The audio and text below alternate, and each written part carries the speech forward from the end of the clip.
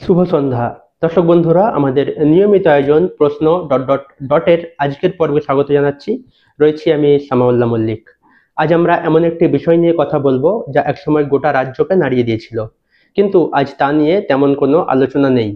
আমরা কথা বলছি ভাঙড়ের সেই বিতর্কিত পাওয়ার গ্রিড নিয়ে। প্রশ্ন হলো, যে গ্রিডকে ঘিরে বছরের পর বছর ধরে লাগাতার আন্দোলন চলেছে, পুলিশের সঙ্গে সংঘর্ষ হয়েছে, রাজনৈতিক উত্তাপ বেড়েছে, আজ সেই গ্রিড নিয়ে সবাই কেন নীরব? এই নীরবতার আড়ালে কি সব সমস্যার সমাধান হয়ে গেছে, নাকি চাপা পড়ে আছে নতুন কোনো উত্তেজনার বীজ? 2016 সাল থেকে ভাঙড়ের এই পাওয়ার গ্রিড প্রকল্পের বিরুদ্ধে জমি, জীবিকা, বাস্তুতন্ত্র ও পরিবেশ রক্ষা কমিটির সদস্যরা লাগাতার আন্দোলন চালিয়েছেন।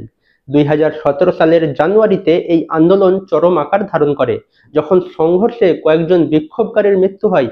তাদের মূল দাবি ছিল তিনটি: মিথ্যা মামলা প্রত্যাহার, জমি অধিগ্রহণের সঠিক ক্ষতিপূরণ ও পরিবারের একজনকে চাকরি এবং এলাকার পরিবেশের উপর গ্রিডের ক্ষতিকর প্রভাবের মূল্যায়ন করা। এই আন্দোলনের পরিপ্রেক্ষিতে 2018 সালে সরকারের সঙ্গে আন্দোলনকারীদের একটি চুক্তি হয়। সেই চুক্তি অনুযায়ী মিথ্যা মামলা প্রত্যাহার, ক্ষতিপূরণ বৃদ্ধি এবং এলাকার উন্নয়নের, হিমঘর ও হাসপাতাল তৈরির প্রতিশ্রুতি দেওয়া হয়। কিন্তু এরপরও কি সব ঠিক হয়ে গিয়েছিল? না, হয়নি। সাম্প্রতিক সংবাদ মাধ্যমগুলোর তথ্য বলছে, 2022 সালের জুলাই মাসে আবারও নতুন করে উত্তেজনা দেখা দেয়। আন্দোলনকারীরা গ্রিডের গেটে তালা ঝুলিয়ে দেয়।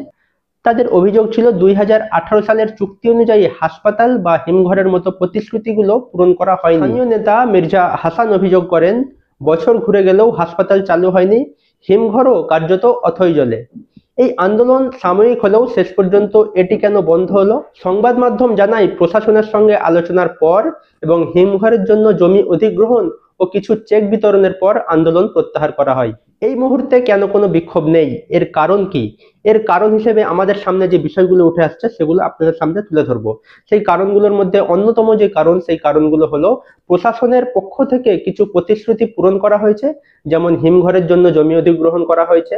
রাজনৈতিকভাবে আন্দোলনকারীদের একটি বড় অংশ বর্তমানে ইন্ডিয়ান সেকুলার ফ্রন্ট বা আইএসএফ এর মতো রাজনৈতিক দলের সঙ্গে যুক্ত হয়েছে, যার কারণে আন্দোলনের চরিত্র এখন অনেকটাই রাজনৈতিক। আন্দোলনের মূল নেতৃত্ব দুর্বল হয়েছে এবং কিছু সদস্য শাসক দলে যোগ দিয়েছে। ভাঙড়ের পরিস্থিতি এখন শান্ত, কিন্তু সব সমস্যার কি সমাধান হয়েছে? এখানকার মানুষের সঙ্গে কথা বললে একটি অসম্পূর্ণ চিত্র উঠে আসে। কিছু মানুষ ক্ষতিপূরণ পেয়েছেন, কিন্তু অনেকের অভিযোগ এখনো ক্ষতিপূরণ পাওয়া বাকি। চাকরির প্রতিশ্রুতিও খুব কম মানুষ পেয়েছেন।